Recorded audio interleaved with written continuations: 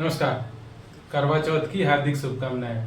करवा चौथ की एक पेशेंट की कहानी याद आ रही है जो करवा चौथ पे मुझे लगा कि आप लोगों के साथ शेयर करना चाहिए। बात 40 साल पुरानी है। एक पेशेंट को जलोदर नाम की बीमारी हुई, एसाइटिस आजकल इसे कहते हैं। पेट फूल गया था, पेट के अंदर पानी भर गया था। डॉक्टर्स ने जवाब दे दिया कि अब आप ये 1 महीने से ज़्यादा जिएगा नहीं। पेशेंट ने किसी वैद्य का नाम सुना, एक वैद्य हैं महाराष्ट्र के, पेशेंट ने उनका नाम सुना। पेशेंट के घर वालों को लगा कि इतनी जगह दिखाया, ये वैद्य क्या ही करेगा, इसको भी दिखाते हैं। तो वैद्य के यहाँ आए। वैद्य ने कहा कि ठीक तो मैं इनको कर दूंगा, लेकिन मैं जो कहूँगा वो करना होगा।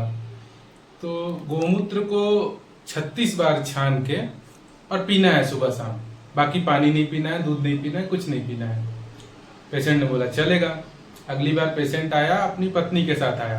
पेशेंट ठीक हो चुका था, उसका विरेचन हुआ था जिससे उसकी पेट की साइज कम हो गई थी, भूख वगैरह लगने लगी थी उसको। उसकी पत्नी दुबली पतली हो गई थी। 15 दिन बाद फिर पेशेंट आया, पेशेंट और हेल्दी हो गया। पत्नी डंडा लेके चलते हुए आई। वैद्य जी ने पूछा कि इनको क्या हुआ? पत्नी ने कहा कुछ नहीं मैं ठीक हूँ, थोड़ा सा स्ट्रेस है। तो पेशेंट ने कहा कि नहीं सर, ऐसा नहीं है।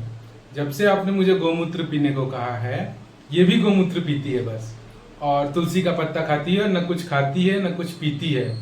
वैद्य जी उठे और उस स्त्री को प्रणाम किया। बोला कि देवी, मेरी दवाई से जो काम 6 महीने साल भर में होने वाला था वो 1 महीने से हुआ। इसमें मेरा नहीं है, इसमें आपका योगदान है। तो ये होती है पति पत्नी की मोहब्बत और उनका प्यार। धन्यवाद।